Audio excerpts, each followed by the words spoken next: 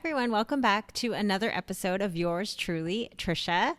Today is just me. I know all of you are dying to see Mr. No Flabby Daddy, but he's not with me today because today I'm actually sharing a little bit of a story about my tattoo or tattoos or what were tattoos. So, most of you don't know probably that I have had two tattoo cover ups.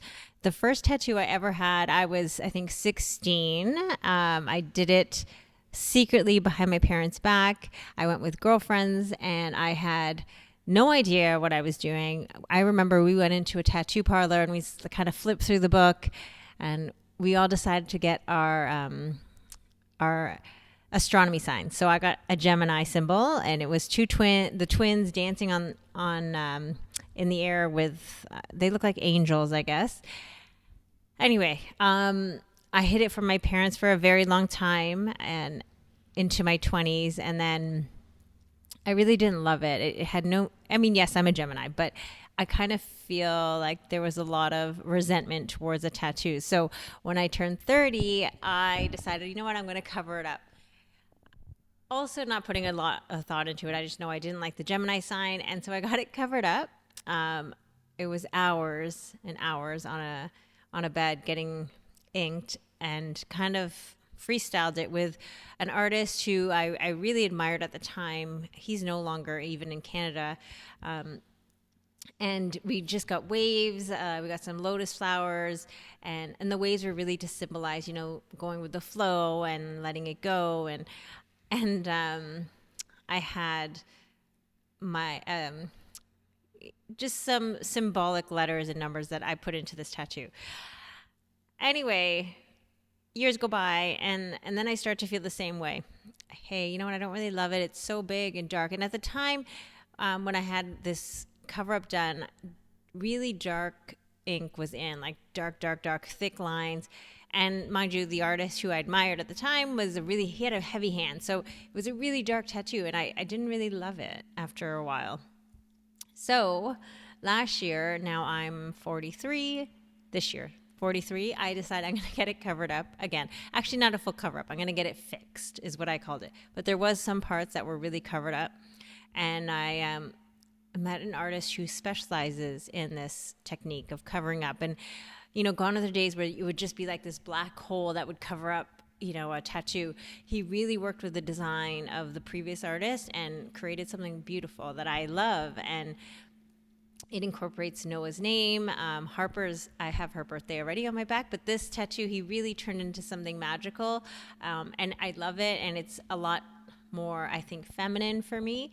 And so, yeah, that's the story. And now the tattoo went from literally this big, tiny, to, you know, covering a quarter of my back. So it's grown in size from the Gemini symbol to now waves and flowers and names and birth dates. So it is big, but it's beautiful. So that's my story of my double cover up of tattoos. If I could do it all over again, I probably would never get a tattoo, but here I am. I love them, and I'm going to share this story in through photos on my social media. So if you're interested, I will share this story and show the pictures of the before and after and after. And I thought I'd just answer a few questions that I had set up beforehand, before setting up this episode.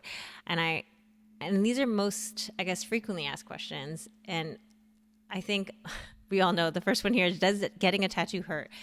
I say yes. Like it hurts me. It really does. And you have to go to another place mentally. I pride myself in being very good at meditation. So I meditate throughout my session, and that really helps.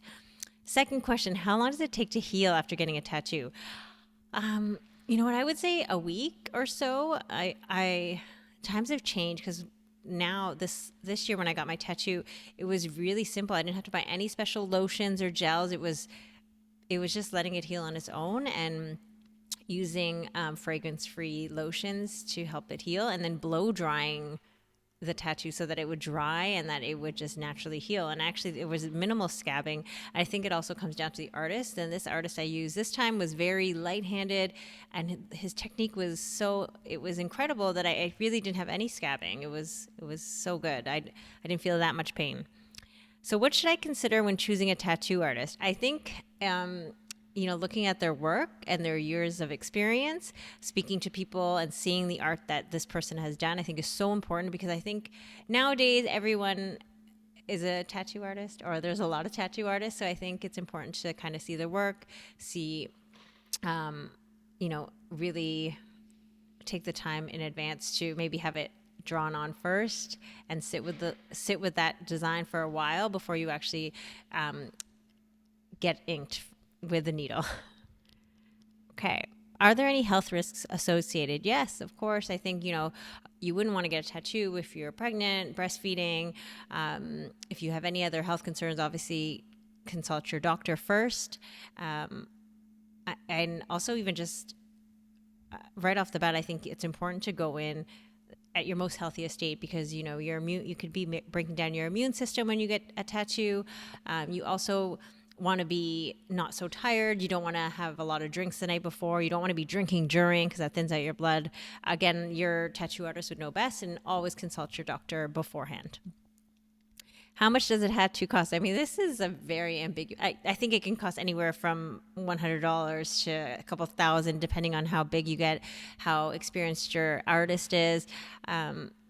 Mine, I met my artist most recently through a friend, and I got a pretty good deal, and I'm really, really happy with it. So I think, you're also paying for their experience, and some artists they love what they do, and they're willing, to be fair.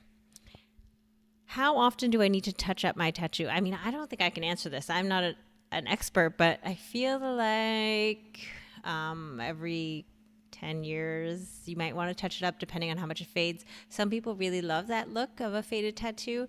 I never really thought I would have to touch it up. I'm not going to. I think I'm done now with tattoos, no more.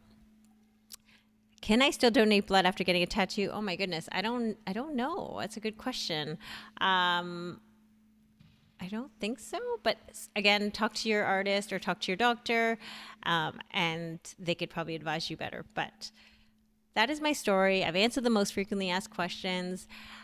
Harper and Noah, if they ask me to get a tattoo, I mean, they have already. I just said you have to really think about it for over a year. So, I mean, if you decide, think about it, and from that day you have a year, and then you can decide whether you're going to go for it.